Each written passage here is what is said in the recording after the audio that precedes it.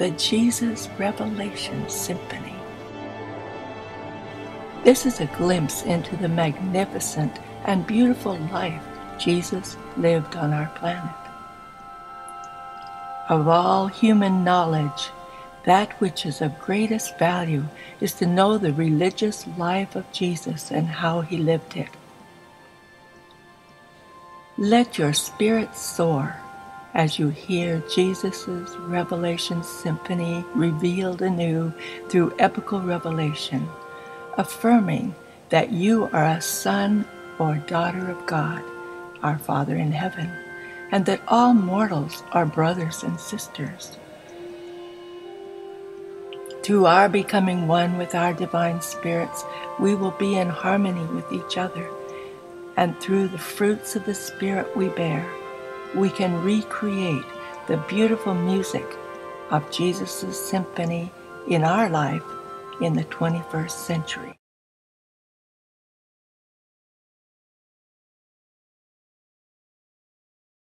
The apostles went immediately to the upper chamber while Jesus lingered behind to talk with the Mark family. I have greatly desired to eat this Passover with you. Take this cup and drink of it. This shall be the cup of my remembrance. Take this bread of remembrance and eat it. This bread of life is the united life of the Father and the Son in one gift. When you do these things, recall the life I have lived on earth among you, and rejoice that I am to continue to live on earth with you and to serve through you. Contend not among yourselves as to who shall be greatest. Be you all as brethren. The Remembrance Supper is the believer's symbolic rendezvous with the Creator. When you become thus spirit conscious, the Son is actually present, and his Spirit fraternizes with the indwelling Spirit of his Father. Jesus continued to teach, saying, "When I have gone to the Father, and after he has fully accepted the work I have done for you on earth, and after I have received the final sovereignty of my own domain, I shall say to my Father, having left my children alone on earth, it is in accordance with my promise to send them another teacher. And when the Father shall approve, I will pour out the Spirit of truth upon all flesh. Already is my Father's Spirit in your hearts, and when this day shall come, you will also have me with you, even as you now have the Father. This new gift is the Spirit of living truth. The unbelievers will not at first listen to the teachings of this Spirit, but the sons of light will all receive him gladly and with a whole heart. And you shall know this Spirit when he comes, even as you have known me. And you will receive this gift in your hearts, and he will abide with you. You thus perceive that I am not going to leave you without help and guidance. I will not leave you desolate. Today I can be with you only in person. In the times to come, I will be with you and all other men who desire my presence. Wherever you may be, and with each of you at the same time. Do you not discern that it is better for me to go away, that I leave you in the flesh, so that I may the better and the more fully be with you in the Spirit? In just a few hours the world will see me no more, but you will continue to know me in your hearts, even until I send you this new teacher, the Spirit of truth. As I have lived with you in person, then shall I live in you. I shall be one with your personal experience in the Spirit kingdom. I am telling you these things while I am still with you, that you may be the better prepared to endure those trials which are even now right upon us. And when this new day comes, you will be indwelt by the Son as well as the Father. And these gifts of heaven will ever work the one with the other, even as the Father and I have wrought on earth, and before your very eyes as one person, the Son of Man. And this Spirit friend will bring to your remembrance everything I have taught you.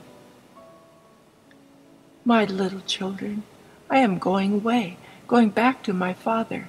In a little while you will not see me as you do here, as flesh and blood. In a very short time I am going to send you my Spirit, just like me except for this material body. This new teacher is the Spirit of truth, who will live with each one of you in your hearts, and so will all the children of light be made one and be drawn toward one another. And in this very manner will my Father and I be able to live in the souls of each one of you, and also in the hearts of all other men who love us, and make that love real in their experiences by loving one another, even as I am now loving you. The new helper which Jesus promised to send into the hearts of believers to pour out upon all flesh is the Spirit of truth. This divine endowment is not the letter or the law of truth, neither is it to function as the form or expression of truth. The new teacher is the conviction of truth, the consciousness and assurance of true meanings on real spirit levels. And this new teacher is the Spirit of living and growing truth, expanding, unfolding, and adaptive truth.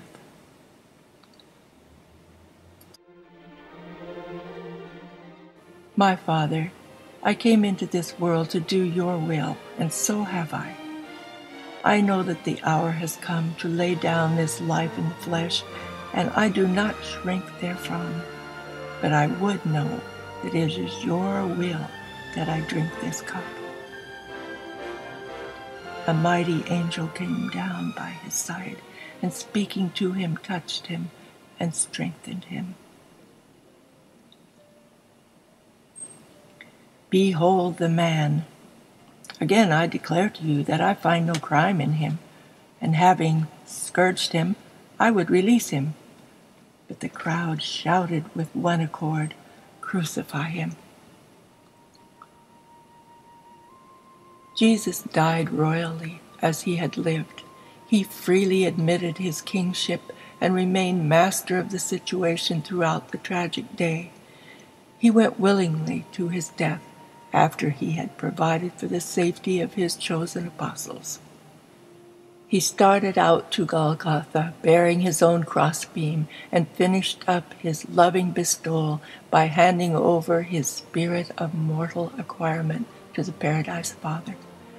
After such a life, and at such a death, the Master could truly say, "It is finished."